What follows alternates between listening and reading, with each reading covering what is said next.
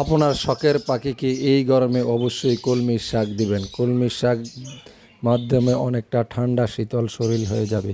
তাই আপনি এই গরমে অবশ্যই আপনার শখের পাখিকে প্রতিনিয়ত কমপক্ষে 1 থেকে 2 দিন পর পর আপনি অবশ্যই কলমির শাক দেবেন। আলহামদুলিল্লাহ, দেখেন আমি কলমির শাকগুলো দিয়েছি, কত সুন্দরভাবে আমার লাভবার্ড পাখিগুলা খাচ্ছে।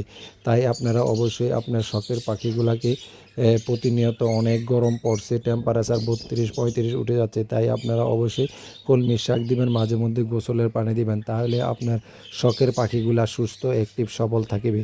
তাহলে আপনি আর দেরি না করে আজকে থেকে অবশ্যই আপনার পাখিকে আপনি কলমির শাক দিবেন। আমি আমার পাখিগুলাকে প্রতি 1 দিন পর পর আমি কলমির শাক দিয়ে, দেখেন আমার পাখিগুলা কলমির শাক অনেক পছন্দ করে।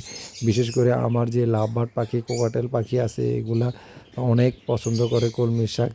এই জন্য আমি পাখিকে কন্টিনিউ কলমির শাক দিয়ে থাকি। আবার শরীর ঠান্ডা রাখার জন্য এখন শাক সবজি অনিবার্য। তাই এই গরমে অবশ্যই আপনার পাখিকে আপনি শরীর ঠান্ডা রাখার জন্য অ্যালোভেরা পানি দিবেন, কলমির শাক দিবেন, শশা জাতীয় জিনিস দিবেন, যেগুলো শরীর ঠান্ডা রাখবে এই ধরনের আপনি খাবার দিবেন। তাহলে আপনার পাখি ইনশাল্লাহ অনেকটা সুস্থ সবল অ্যাক্টিভ থাকবে। আল্লাহ হাফেজ, ভালো থাকেন, সুস্থ থাকেন।